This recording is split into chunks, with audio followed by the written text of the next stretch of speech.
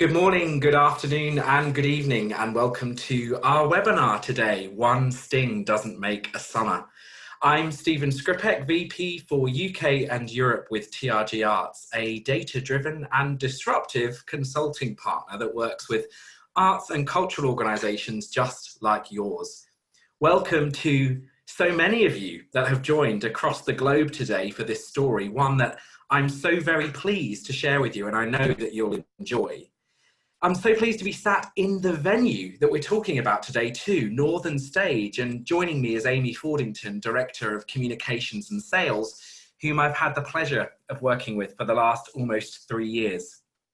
The content you're seeing today is adapted from a presentation Amy gave at the AMA conference in Gateshead in July this year with my colleague Christina, who I know is also on the line today too. Hello, Christina.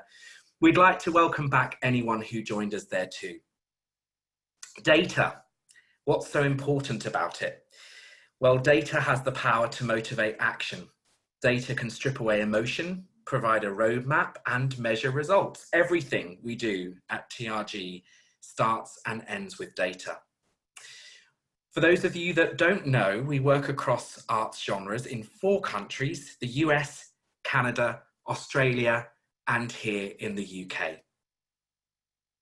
Before Amy introduces herself and Northern Stage, a few housekeeping notes for today's webinar. You are all muted when you enter the webinar, and please do keep your phone or laptop on mute to ensure everyone hears the webinar audio today. There's a Q&A button as part of the console when you logged into the webinar today. That's your feature to ask us questions. There will be time for questions at the end of the webinar today, but please, if anything you think of during the webinar pops up, just type in that question there and we will take those questions, as many as we can, at the end of the webinar. Just a reminder also that today this webinar is being recorded. We will share this with all participants next week via email. There's a lot of data in this presentation, I would just say that. And so you will have the opportunity to get a copy of some of the slides that you see during the presentation today. If we don't get time to get to your question, or you think of something after today and you want to follow up, here's my details. You can also find them on our website at trgarts.com, and you're welcome to contact me personally. I'd be very pleased to hear from you. So with all that in order, Amy, over to you. Hi, thank you. Hello, everybody. I'm very pleased to be here today. My name's Amy Fawdington, as Stephen said. I'm Director of Comms and Sales at Northern Stage. I've been doing this job about 5 years, and we began our partnership with TRG Arts almost 3 years ago. Northern Stage is a mid-scale producing and presenting theatre here in the UK.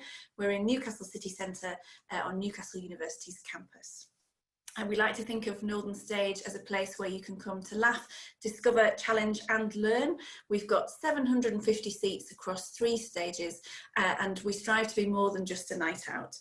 Alongside the work you'll see on our stages, and much like many of you venues I'm sure listening today, we run extensive participation programmes with a particular focus on young people and talent development programmes to support the next generation of artists.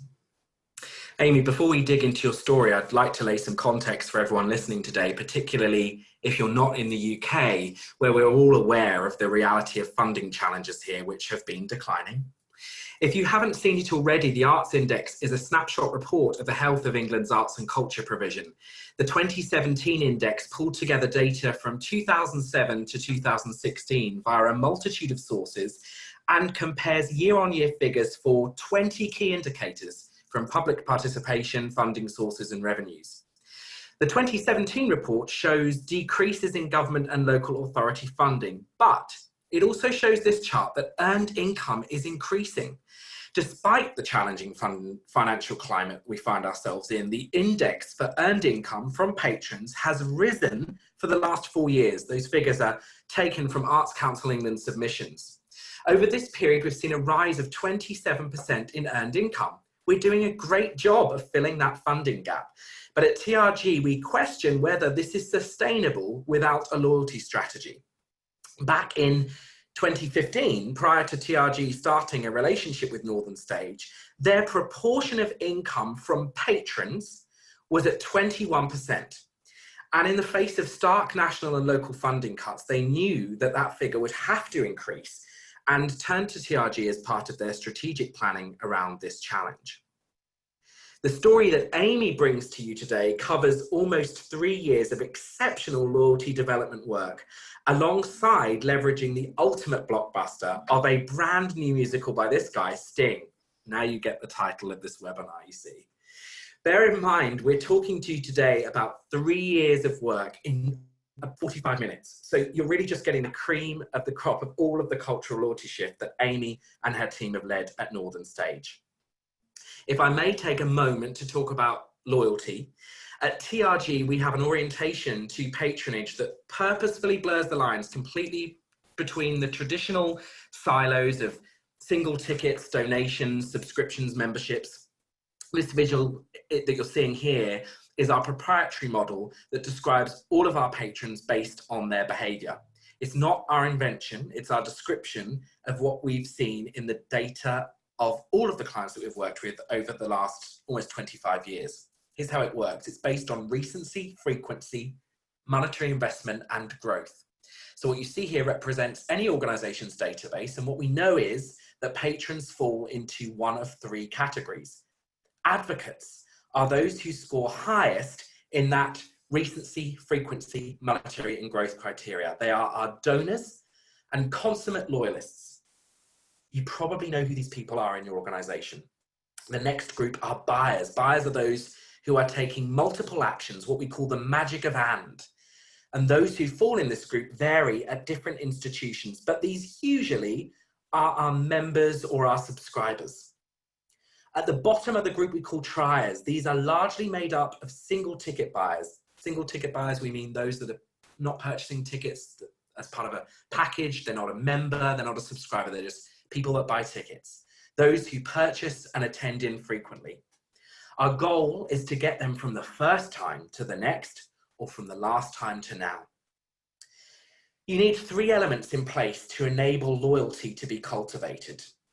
To strengthen our organizations, we need to get our patrons to do more. That means creating a strategy in order to deepen relationships, leverage demand, and to understand the role programming plays in loyalty to move those patrons up this pyramid, to get closer to them, get them more engaged, and encourage loyalty. The first element of a loyalty strategy is to conduct a pathway for patrons to engage more deeply with us. This staircase represents that patron journey, a journey that we typically see that those that visit our organizations journey on. If you know TRG, you'll recognize this. It's a series of consecutive steps that begins with prospecting for new ticket buyers. From new ticket buyers who we've already talked about, and the next step is to get them to buy again and become repeat ticket buyers, multi-ticket buyers, members and or subscribers, to become donors and to be advocates for our organizations. And we do that by deepening relationships with those patrons, by leveraging demand. And there's maths that comes into play that makes this so compelling, because the reality is the deeper their loyalty, the higher their revenue investment, and the lower the cost to retain those patrons. What's so interesting is how databases are different in the UK compared to the US. Here's our US aggregate data of advocates, buyers, and triers, and a UK example on the right-hand side. Look at what we see here, particularly in the UK. The concentration of patrons is entirely at the base in triers, those that are least loyal and most susceptible to churn, an unstable foundation. 90% of revenue coming from triers, teeny tiny proportions from advocates. Yes, there's more of a culture of philanthropy in the US, but that provides a risk in itself. A US organization could lose 1 or 2 major donors, and that has a significant impact on the bottom line too. Amy, I wonder, looking at this in that stair step, what did loyalty look like at Northern Stage? Thanks, Stephen. Yeah, you can see on your screens now what our customer journey at Northern Stage looked like when we first began working with TRG. At the very bottom of the ladder, we had high numbers of new to file bookers, and we've been working hard to improve our permissions to contact them in post-GDPR world. In the sort of repeat ticket, multi-buyer ticket world, we had about 20 to 24% of customers coming twice a year, but only 8 or 9% visiting 3 or more times a year. So okay, but could be better. And then you'll see there's a gap in our ladder. We have no programs for membership or subscription. So there's a break in the ladder where we want to be building loyalty and revenue. We did have a philanthropic giving scheme right at the top of the ladder, which we called our supporters scheme, but we had no interim steps to get customers there. Okay, so with 3 elements of loyalty in mind, we tackled one part at a time together. The first part of our work was understanding how leveraging demand related to loyalty. And Amy, there was a multi-tiered approach here, right? Yeah, that's right.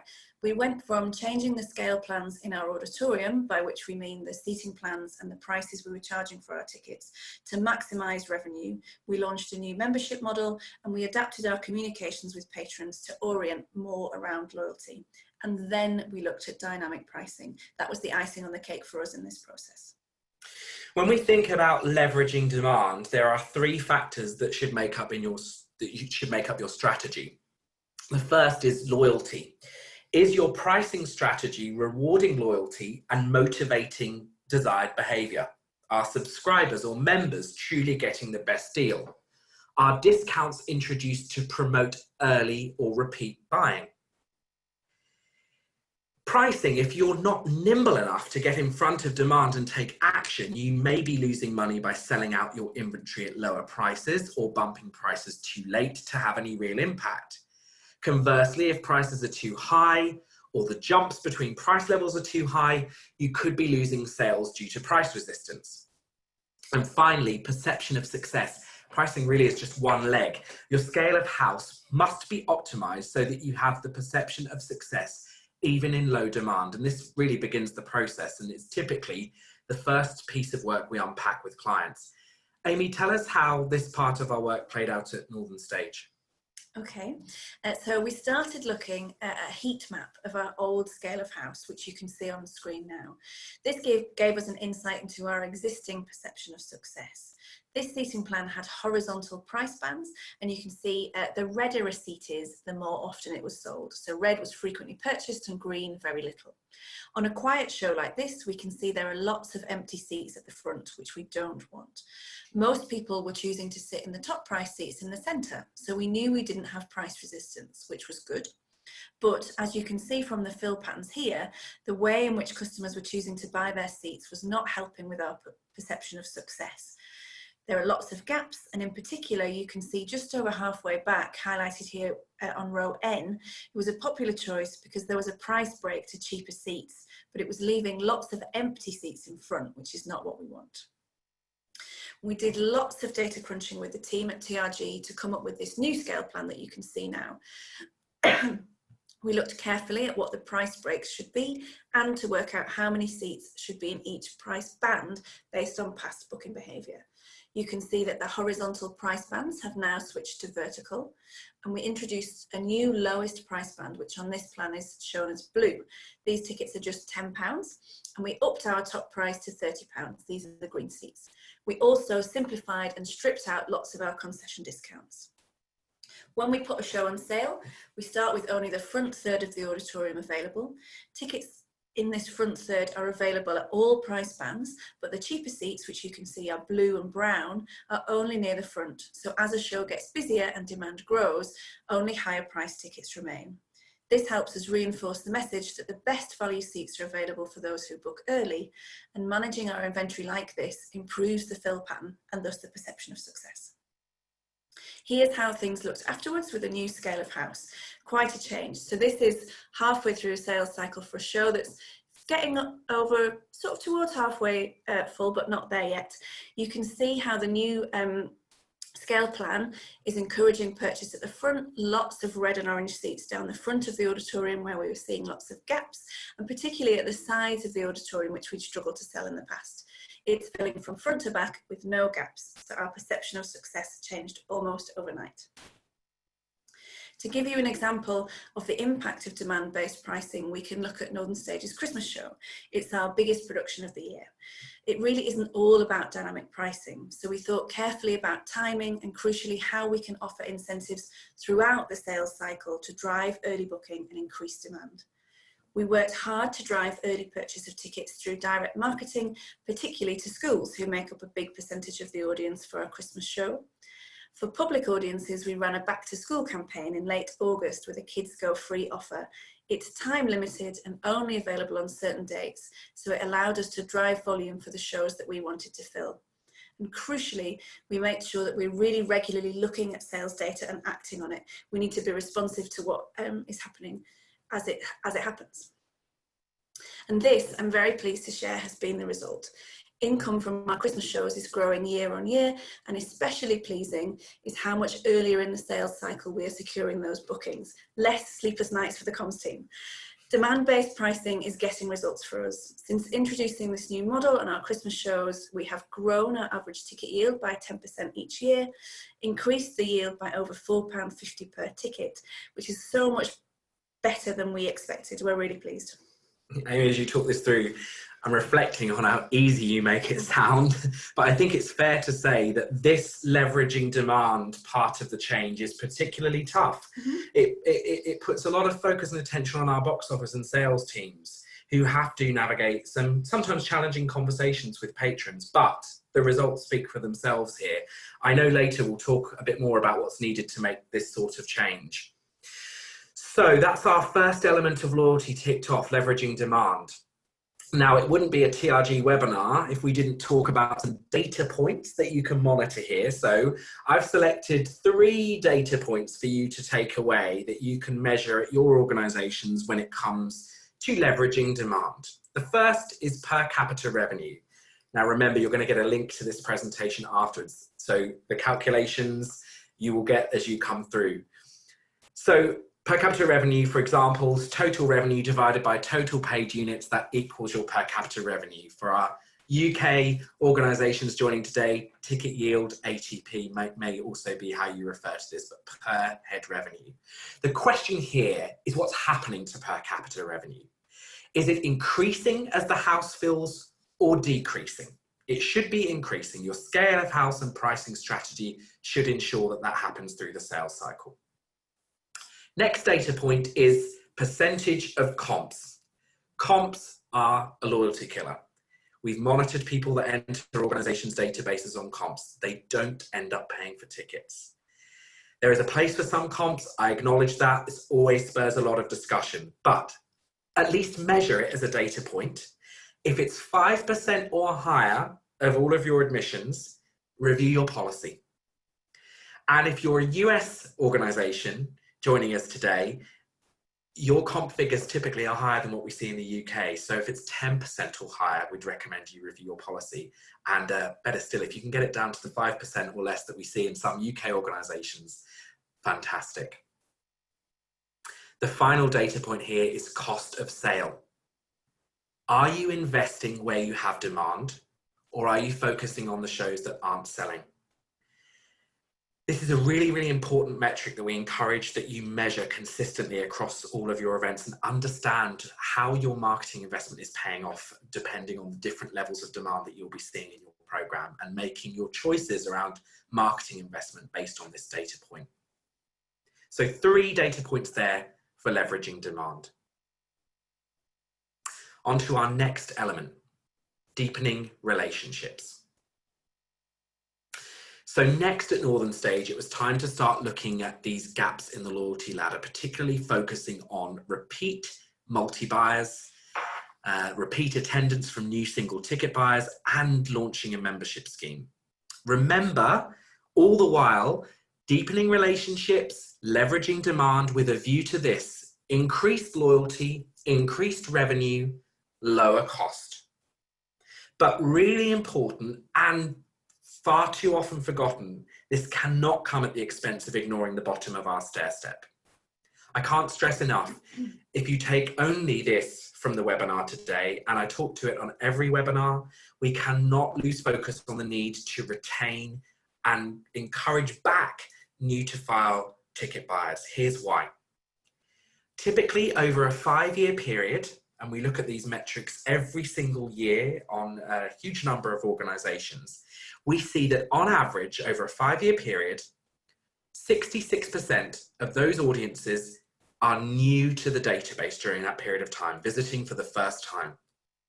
And from that group, on average, 75% never return. So of that 66% brand new patrons, 75% never come back.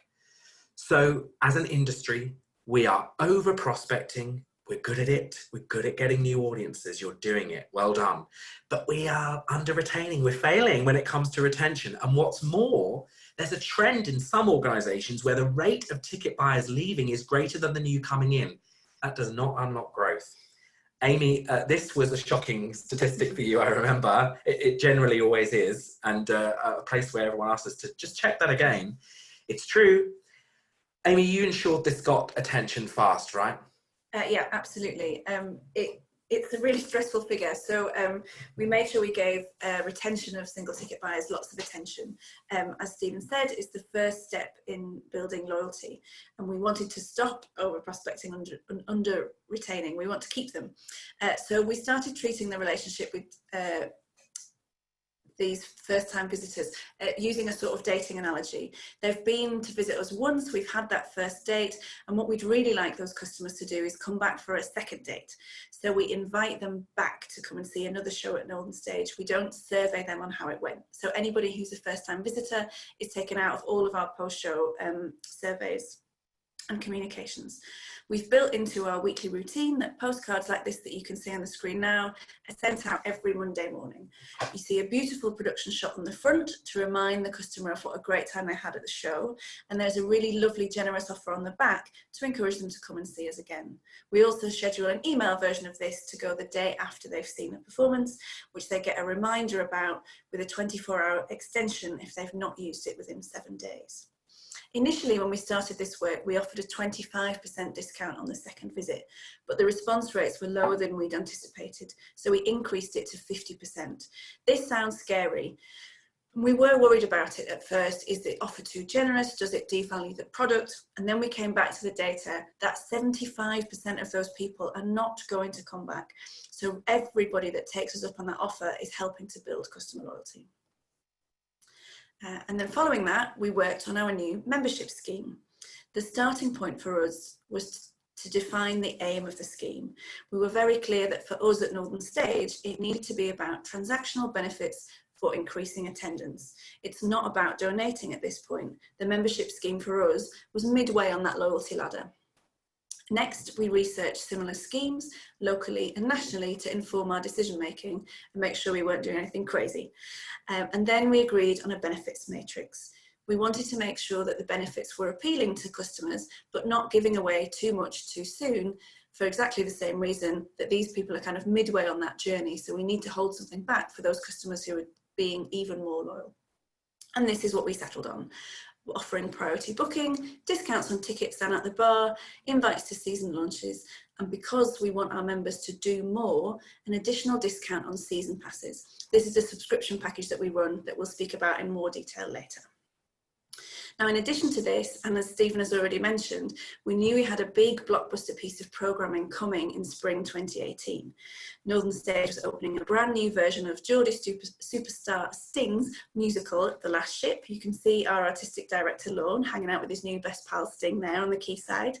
And we worked really hard to make sure that our new membership scheme launched in advance of this show to leverage the blockbuster to drive loyalty. So members were able to access priority booking, and it was a great opportunity for us to sell membership. We pushed this messaging hard to our database as part of a segmented campaign, and even the local paper picked up on the fact that we had a membership scheme which allowed people to access priority booking. We were so pleased about this. We knew that not everybody who became a Northern Stage member to access tickets for The Last Ship would become loyal to the company, especially people travelling from Spain and Australia to see the show, but it helped drive income and early booking, allowing us to price up in response to demand. So once we'd worked very hard and got our members signed up, a key thing that we learned through this process was how important it is to make sure that we keep them. Once you've done all that hard work, you don't want it to be undone. We want members to remain active and take advantage of the benefits year round, so they're more likely to renew their membership once that first 12-month period is over. This is one of my favourite parts of the campaign, which we call our surprise and delight activities, which our front of house and box office teams lead on to make our members feel special. A few times a year, members will find a little card on their seat at the start of a show with a hand-signed "Thank you for being a member" message, and maybe a treat like a voucher for a free ice cream. Our box office send them birthday cards in the run-up to their birthday, and we've automated our email renewal reminders to make sure that members hear from us a month in advance, 2 weeks out, and then again if their membership has lapsed, all to help drive up those renewal rates. So we've just completed our second year of membership at Northern Stage. We lost some members post the last ship, but we expected that, and renewal after year one is at 60%, which we're pretty pleased with. We know that if we can get those members to renew a second time, then they're much more likely to stick around.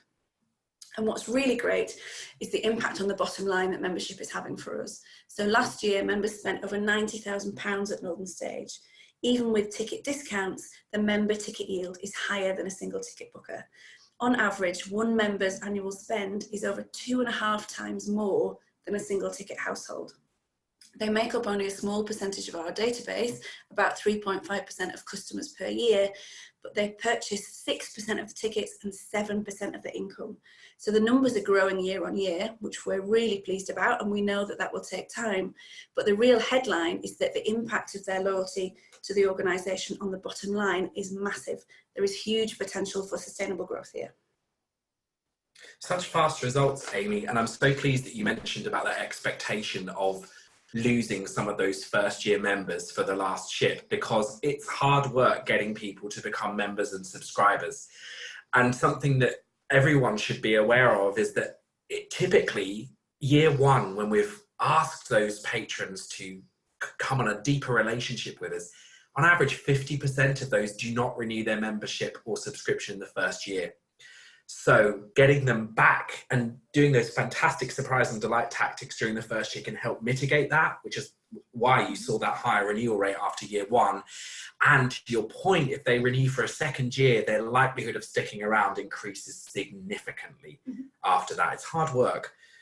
Now, I know membership, for example, might not be on the radar for many of our North American colleagues on the call today. Typically, subscription sits here. And the great thing about subscription is that it insists on repeat engagement, seeing more than one show in a season. Remember, with membership, you have to sell the tickets too. And so if you have a membership offer, it's really, really important to make sure that they're engaging in your program throughout the year as well.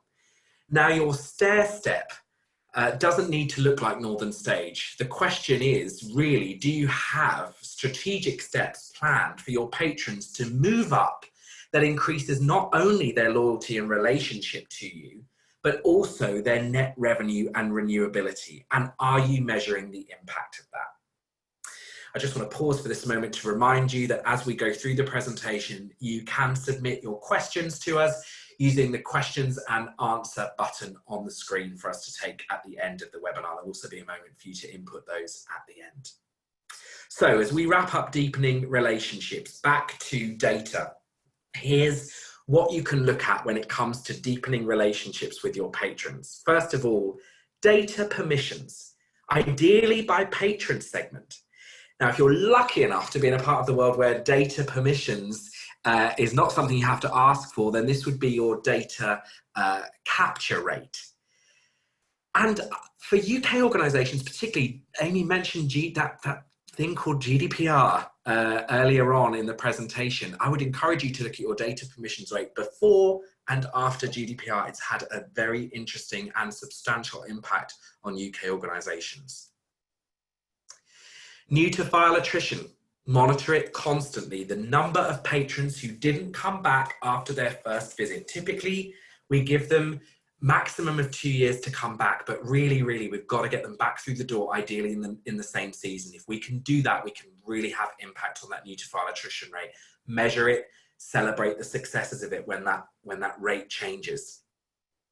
And finally, active patron rate, the proportion of households that have interacted in the last 2 years. 2 years is a typical churn out time for existing patrons. It's slightly different for all organisations, but really you've got to keep them engaged at least in a visit within the last 2 years and understand from a data point of view whether you are having impact on that percentage of active patrons. So it's time for our final element, completing the triangle of loyalty, programming. The next step on Northern Stage's loyalty ladder was to introduce a subscription model, which they called Season Pass. Now, they'd had some success with multi-buy offers in the past, but feedback from customers was there were too many options, and that made it confusing. So the new subscription model offered a 3 and 5 show flexible option in a spring or autumn season. And remember again, the reason why we want to get our patrons up here is that their renewability increases and the cost of retaining plummets. But why was a subscription or season pass, as you call it, model right for Northern Stage? Here's where we have to understand the role that programming plays in loyalty. Here's an example from another UK organisation where we analysed the role of programming in loyalty. So what you're seeing here is a selection of genres across the top of the screen, and then the proportion of households, advocates in purple, buyers in blue, triers in green, the proportion of households in each of those loyalty segments and their average household spend. And we do this to understand the breakout between what parts of our programming are serving new audiences and what are serving loyal audiences. And what you can see here, for example, is children's theatre and circus have the highest proportion of triers and the highest average household spend. So these particular genres were serving new audiences really well at this organisation. Great entry points. Theatre on the right-hand side there as well. But where it starts to get interesting is what pieces of programming serve loyalty. Now, actually, for this organisation, the path wasn't to continue people through theatre. Circus and children's theatre was the route to buyer behaviour. So from a multi-buy standpoint, subscription standpoint, packages around these genres were very important. But then comedy and spoken word really leaps out for advocates, those at the tip top of loyalty. So when we're understanding what next steps to make or how to package our shows or what to offer next to a patron, understanding the context and the role that that plays as to whether the program is serving new audiences or existing audiences, loyal audiences, is really, really key. What was clear for Northern Stage was that produced work had a particularly important role to play in loyalty building. And this led to the curation of the Season Pass, which is primarily oriented around Northern Stage's produced programme. Amy, tell us how this was set up. Thanks, Stephen. Yeah, so at Northern Stage, we've started to produce more of our own shows in-house, and audiences for these shows were a real potential for us to increase our income and drive loyalty, and we really wanted them to be the heart of our programme. So we set up our packages, paying careful attention to make sure that members get an even better deal and to encourage members to both keep their membership and join as a Season Pass holder. So customers who booked 3 shows saved 20% with a bigger discount for members, and customers who booked 5 shows saved 25% with a really big saving of 30%, so almost a third off tickets for members who chose to do that and see 5 shows. We use season passes to leverage demand and access so that subscriber members get the best deal. Season pass holders get first access to tickets, and from time to time we'll offer them extra benefits and discounts to reward their loyalty. Much like membership, it's really important to keep season pass messaging front and centre in our comms to customers. It's what we want our customers to do most of all. So here it is, you can see an example right at the front of our season brochure. It's up there on the opening page, not hidden away at the back as an apology, and we're really pushing the and statement, so membership and season pass, because we want people to do both. Here are a few examples of some of the marketing collateral that we've used for our season pass campaign and how we're pushing that and statement about membership and season pass. So the letter here on the right is a follow-up to season pass bookers who haven't yet signed up as a member. We're sort of saying to them, hey, you like us, but maybe make it official. Why not join as a member too? The email in the centre here is pushing an early bird for members who book a season pass as soon as the new season is announced. So by signing up as a member, their loyalty is rewarded by getting an extra discount and first access to tickets in the season pass package. And on the left, you can see a piece of print here, which is a DL size leaflet that goes out with all ticket purchases, which makes sure that everybody that's passing through our venue is getting season pass messaging put in front of them to reinforce how important it is. So far, we've had really good take-up of the offer, but what we've really noticed is a big difference in seasonality. We've sold loads more season passes to shows in our autumn season than our spring. Now, at first, we were a bit stressed out by this, but TRG reassured us that it's very common to have difference between seasons, and what it's done is motivate us to try and build on that year on year. So even if there is disparity between spring and autumn, as long as both of them are growing, we're doing the right thing. So we're in autumn 19 and season passes are selling very well. And I'm pleased to say that we're ahead of this point last year, so numbers are growing. The thing to remember is it's true that renewing and upgrading new customers to season passes can be tricky and time consuming. It's a more complex purchase. You're not just selling one ticket to one show, there's multiple dates to coordinate, and it's a more complicated purchase path, but it's really worth it.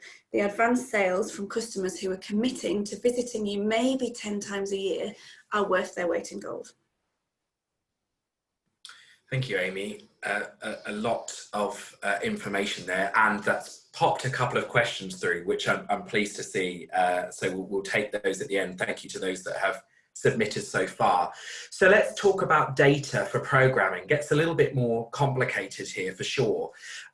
Here are some things to think about and take away when it comes to data around programming. I've touched on this at the beginning of this section, new versus existing. What we want to understand is whether our programming is serving a new or existing audience. So what is our percentage of new audience rate on each of our programs through the season, each of our productions through the season? Identify those that are fueling new audiences or serving existing, and have your marketing budget nimble enough to adjust your marketing spend accordingly. If it's serving new audiences, then fuel new audiences. If it's serving existing, then reorient your spend to communicate with your database. The next is percentage of buyer households. All too often, we have the complexity of only treating a measure of success as a revenue goal. Did we hit our goal? Did we miss our goal? But actually, there are other data points to understand whether we have success or measures of success. And so one of them is to understand actually what proportion of our audience here are loyal. Number of multi-buyers, members or subscriber households versus all of the households in there. So while there might be a smaller number, typically loyal programs have a smaller unit sales, but actually what they do is serve our loyal audience really well, which is important for their engagement to get them to renew. We've got to think about long-term beyond just that one production. And so budget achieved is important as well. How frequently are you above or below goal? How can you use the first two data points on this list to better align your budget expectations and understand the correlation between those data points, and also internally have a different rigor around data to understand that if a production didn't meet its goal, should we have aligned our goal around our expectations slightly differently? And did it serve loyalty? Did it serve new audiences? Did it encourage existing audiences to reattend? Are there other metrics that we can take beyond that? And should we adjust our budget practices around that? So there we have it, our three elements. Amy, I give kudos to you and the team, and Kate, your executive director, for leading this change. We really have just skimmed the surface of your journey. And so before we move on to questions, please keep submitting those questions in the question and answer button. I wonder if you can talk about how this change was embedded and what advice you'd give to anyone listening who's thinking about going on arguably this crazy journey of change. It's a lot of hard work. Thanks, Stephen. yes, it has been hard work, but it's been worth it. I think an important thing to say is that the changes that we've talked about today, we've been working on for 3 years. It didn't happen overnight.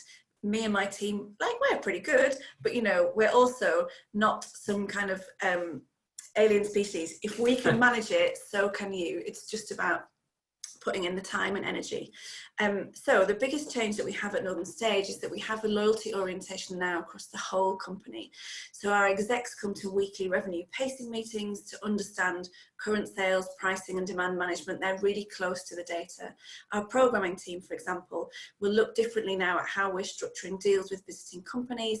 They'll communicate our demand management policies to those external parties, and we're setting targets collaboratively.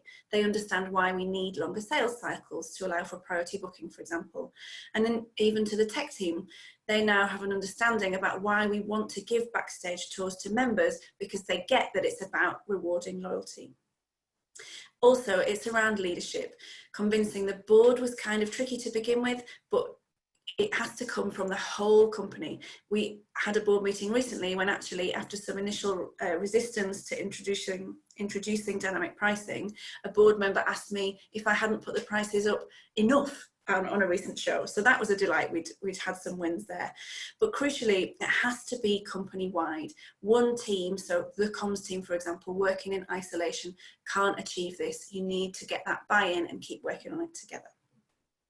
So Stephen asked me to think about some things to keep in mind if you're considering making some changes like this yourself, because of course a big change like this is not without challenges.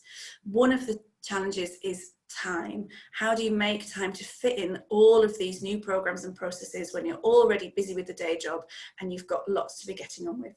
The key here is prioritization, making sure you're balancing long-term and short-term goals, breaking it down into smaller parts and setting a deadline. You can do it. We did it. You can totally do it too. Also, it won't happen overnight. Changing culture is a challenge, and that takes time as well. The key to success here is communication. Change is hard, right? You need to keep at it, and you can't always see the difference straight away.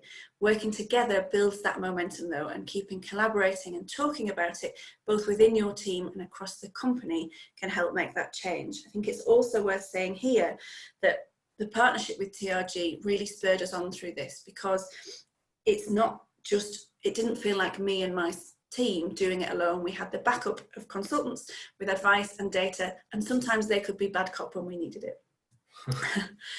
Next up is marketing investment, which Stephen has talked about a little bit already. Setting up, launching and running these campaigns needs financial investment. Of course it does. It's new processes and products to sell.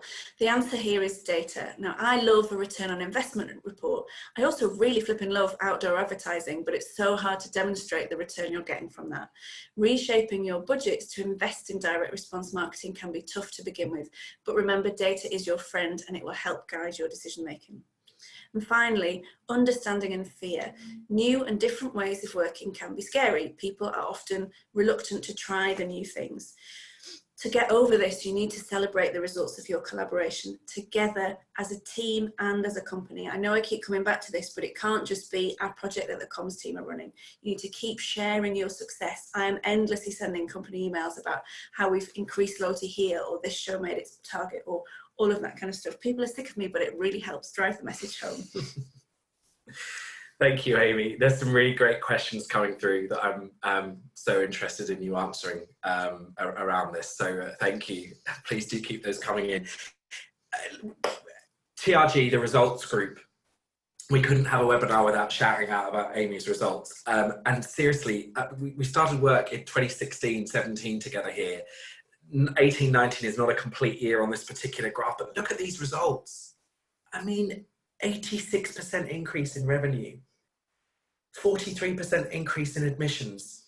We were just talking earlier today about the impact and how that feels in this organisation. Something to be so proud of. I just want to pick out that spike on here, that last chip spike. You were so bold with your pricing practices there and responding to demand. That was the year that you passed £1 million. And that spike really is dynamic pricing on that blockbuster. Incredible results, amazing. I hope you feel inspired by the achievements of Northern Stage. They are truly a delightful team to work with. I've been with them all day today. I love coming up to Newcastle to see them. Amy, you and the team should be so proud. And it's hard work, yes, but I can't stress enough the time. This isn't a wave a magic wand, overnight change. If you commit to a loyalty journey, it takes time. Do not try and tackle all of this at once. Step by step, with the areas of the greatest need or opportunity for your organisation first. Let data illuminate the way for that. Look at the timescales of where we've launched elements of the work together. And we're now planning your 50th anniversary, the launch of individual giving. Our goal is to create donor-ready patrons in a database of 0 advocates. Almost 0 advocates, right? There's a few, there's a handful in there. But now we're ready to ask people to give philanthropically, and we're seeing the impact that hard work of guiding people up through loyalty is having. So let's wrap this up before we move on to questions and complete that triangle. A reminder of the data points to consider as you're looking at these elements of loyalty. Leveraging demand, per capita revenue, yield, ATP. Is it increasing as demand increases? Your percentage of comps, your cost of sale. What's the return on your marketing investment? Deepening relationships, your data permissions or capture rate, your new to file attrition rate, your active patron rate. And programming, is your programming serving new or existing audiences? Is there a healthy mix of that within your program? Your proportion of loyal buyer type households, those that are making and statements in your audiences, and percentage of budget achieved in conjunction with those metrics. So I'm super interested in you contact me and let me know what you're seeing in some of your data here while you're YouTubing Sting for inspiration. I'm super keen to hear what you're seeing in your data and hearing on the ground. But there's some great questions coming in. Amy, they are all for you. I'm going to take some of these for sure for additional context. I think I'd like to start with, Amy, what tactics did you use to get buy-in from your box office and sales team? We've actually done some training with them this morning. And this is a big part of the change in the journey. Yeah, for sure. I mean, we could do a whole separate presentation on the absolute importance of bringing your team with you on this journey. So for those guys that are customer facing front line, a lot of them had to not entirely relearn, but it was a complete reorientation of how they approached what the job was. And to give you, this is like the world's quickest potted history of how we did that. We actually restructured that department and looked at job roles. So before this process, staff who worked in our box office were called box office assistants, and now they're called sales assistants. And we've changed, moved away from 0 hours contracts, put in permanent positions with fixed hours. But crucially, it was about investing real time and energy into training that team so that they understood the loyalty orientation that we've talked about today, and that they got it. So they didn't feel that they were just being told that they could only sell certain seats, and now I have to learn how to sell a membership. Ugh. But we're going, the company and the team have this shared goal about getting to this number, and this is why we want to get there. So it's about real regular training with the box office team and the comms team and the wider company, and explaining with them how they play a part in goals bigger than just themselves. It's also about setting regular targets that keep that team motivated. So things like, how many members have we, new memberships have we sold this month? How much are you making on ticket top-up donations collectively as a team? And we really reward those guys and share with them lots of information. So to give you a recent example, what month are we now? So at the end of September, the team had absolutely smashed their target around ticket top-up donations, which we haven't particularly talked about today, but is just the first thing that came to mind. And so because they'd all done so brilliantly, everybody got not a very expensive £5 Pret-a-Manger voucher, so they could go and have a treat lunch rather than just sandwiches from the Tupperware. And it's about small things like that that keep the team motivated and happy to be at work. I think incentives are actually really, really important in celebrating team successes. I would add on to that the why of this work, I can't emphasize that enough. It's very easy to just go, here, box office, we're sell this thing. We sell this thing, or we're changing the scale of house plan, and you've got to have these conversations with patrons with no context to the why. I would really encourage you to let your teams in on the data and spend time on that for sure.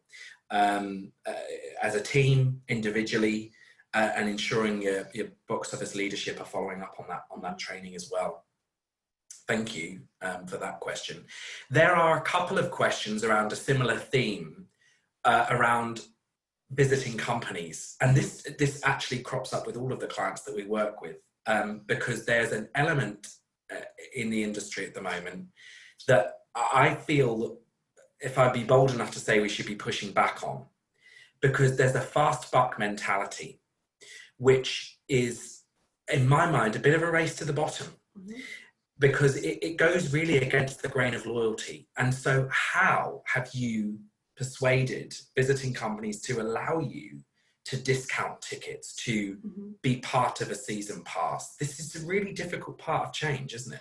Yeah, for sure. And there is much more subtlety to it than this.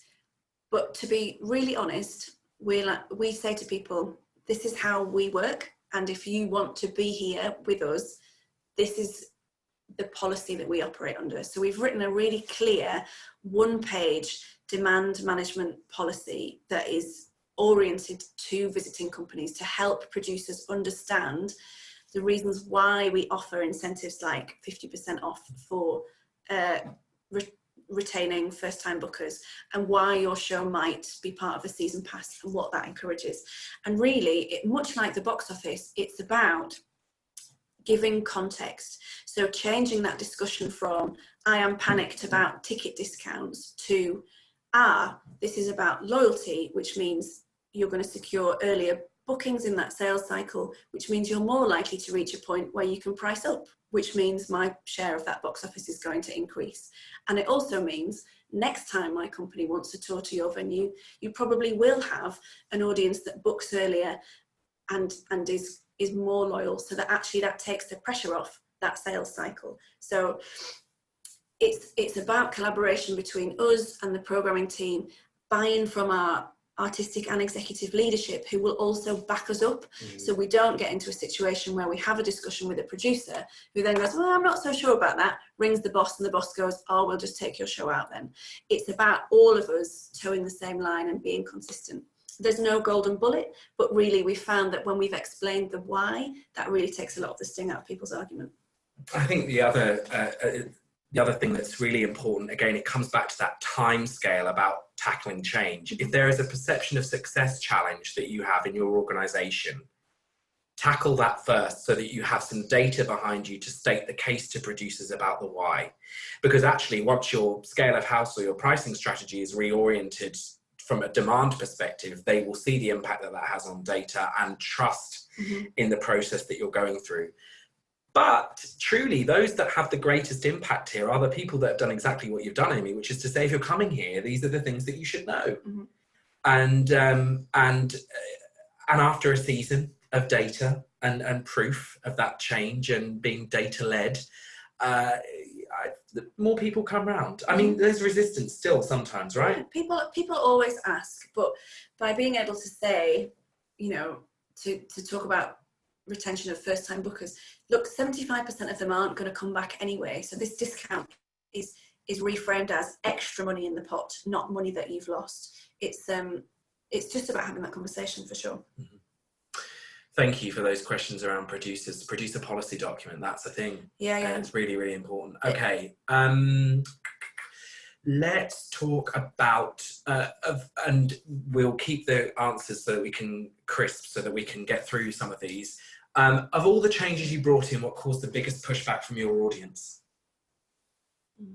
Do you know, that's a really good question, because before we launched the new demand management strategy, so changing the scale of house and only selling front to back and new prices and all of that, we ran through loads of scenario stuff with our box office and our comms team.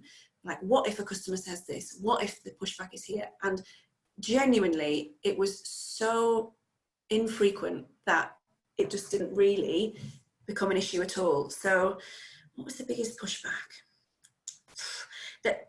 The tricky thing, do you know what, is your super loyal customers who are probably board members or regular donors who go, but my favourite seat is M12. I want to sit in M12. And you know what? If you are donating and coming more than 6 times a year, then you can sit in M12 if you want to. Because actually what you're doing is demonstrating the loyalty behaviour that we want to see.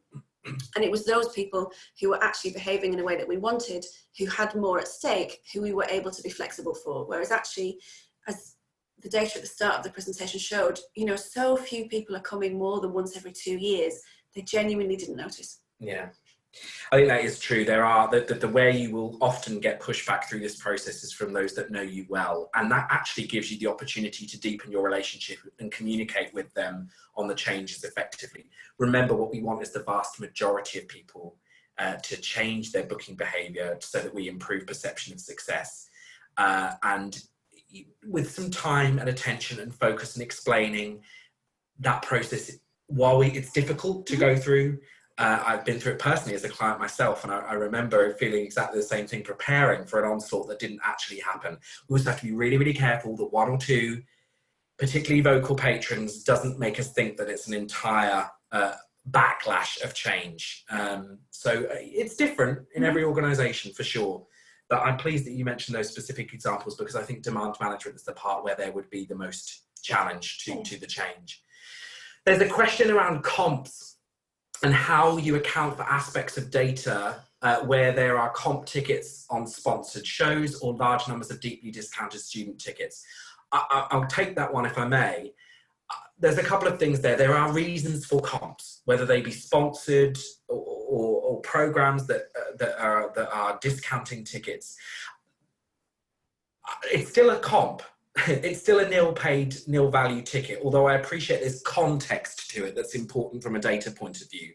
The question really I would ask, if I've got the context of your comp percentage is 10% because you have sponsored tickets, I'd want to understand the communication with those that are getting complimentary tickets, that they understand why and that they understand there is a value to those tickets. Because typically if there is an assumption that I just get a free ticket, but I don't know why, because it's sponsored, because the value was $30 originally, because you've still printed it on the ticket, for example. That's important, because I'd be concerned about what discussion is going on in your marketplace around, I can get a free ticket to X venue. There's no value to attending there. So there's context to your data that you're bringing to me with that point.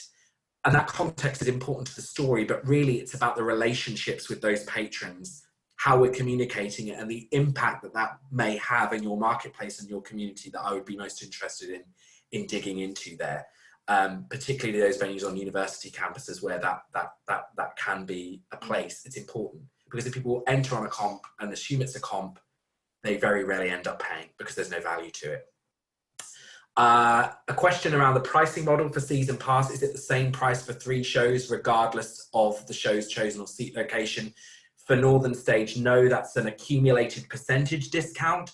For fixed seat subscription, then typically that is a fixed price in a particular price zone, which is a place, you know, we've talked about it, I'd love you to get to, because fixed seat subscription, where somebody has the same seat for every show, even higher renewal rates, even lower cost of sale, because they don't want to lose that seat. I know our US colleagues on the line will definitely attest to that. So it's a flexible, regardless of seat chosen or seat location, but the discount does not include the lowest price band. Mm-hmm. Another question, and I think this will have to be our last one because of time. Season pass holders get first access to tickets. How does that work with priority booking for members? Ooh, good question. So if you are a member already, then in advance of your priority booking period, you'll get comms from us inviting you to purchase just season pass packages. So if you want first access, you can buy a season pass. And then the way that we manage it at Northern Stage, which to be honest is not perfect, but we're trying to tweak it every time, is that as we grow the number of season pass purchasers, or we choose through segmenting our database the people most likely to purchase a season pass, we send them targeted comms that says either renew your season pass now, you've got first access, P.S. if you want to sign up as a member you should, or if they haven't purchased a season pass package before but they've been a regular multi-buyer and we think that they're likely, then we'll send them something targeted that invites them to purchase a season pass early. So we tag them so that only those select customers can get that access to priority booking, and we limit that down just to season pass packages. So you can buy a season pass package for about a week, then membership priority booking opens across the whole program, and then general public booking opens after that. It's a really good example of how I said it's a bit of a tricky one, season pass, and it takes time and it takes a lot of planning in your campaigns and segmentation, but the results and the value of those people coming multiple times, that's where the payoff is. But yeah, when we started, I must admit there was some real heads on the table moments there. And the key thing is net revenue of those patrons, yeah. The value of them, truly, as you consider what the process of access is for those patrons. As we begin to wrap up today, there is a poll on the screen. We'd love your feedback on your how you would rate and how likely you would recommend this webinar to a colleague. Please, if you haven't already, just cast your vote on the screen now as we step through here for the end of today. The case study of Northern Stage's journey is on our website, where we have a lot more detail, along with a whole host of blogs, past webinars and insights. We'll share a link to this with you after the webinar with today's webinar. And don't forget, you can contact either of us. Amy is also happy to be contacted. Worldwide communication, please, folks. So here are our details on the screen. Please do tweet us, email me personally, same for Amy at Northern Stage. Thank you so much for joining us. We really, really appreciate the time, wherever you are in the world. Morning, enjoy the rest of your morning in the UK. Time to finish the day now, I think. And head home, unless you're staying in your venue for an incoming this evening. We really, really appreciate you joining us, and I hope to meet some of you or speak to some of you further soon. Take care, and we will speak to you again soon. Goodbye. Bye.